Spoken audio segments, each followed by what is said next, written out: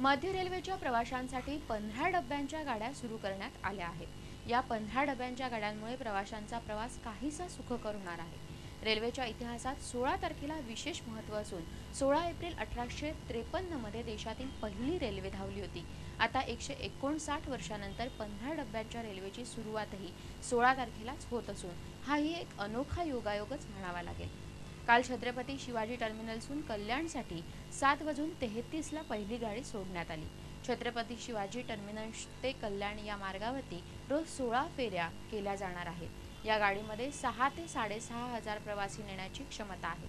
15 डब्यांच्या गाड्यांमुळे प्रवासी वाहतूक नेण्याची क्षमता 33% वाढणार आहे। मात्र 15 डब्यांच्या गाड्या या जलद मार्गावरच धावणार असून भायखळा, दादर, कुर्ला, घाटकोपर, मुलुंड, ठाणे आणि डोंबिवली या स्थानकांवरच थांबणार आहेत। सकाळ संध्याकाळच्या वेळी प्रवाशांची होणारी गर्दी लक्षात घेऊन मध्य रेल्वेने सर्व गाड्या 12 डब्यांच्या केल्या आहेत। मात्र 15 डब्यांच्या गाड्या धीम्या मार्गावर चालवण्यास बराच वेळ लागणार आहे। अनेक फलट हे या गाड्या एवढे लांब नसल्यामुळे धीम्या मार्गांवरती या गाड्या सध्या तरी धावणार नसल्याचं सांगितलं जातं। काल खासदार संजीव नाईक आणि आनंद परांजपे यांनी 15 डब्यांच्या गाडीतनं प्रवास केला। गाड्या वाढवणं शक्य नसल्यामुळे किमान डबे वाढवावे अशी मागणी होती।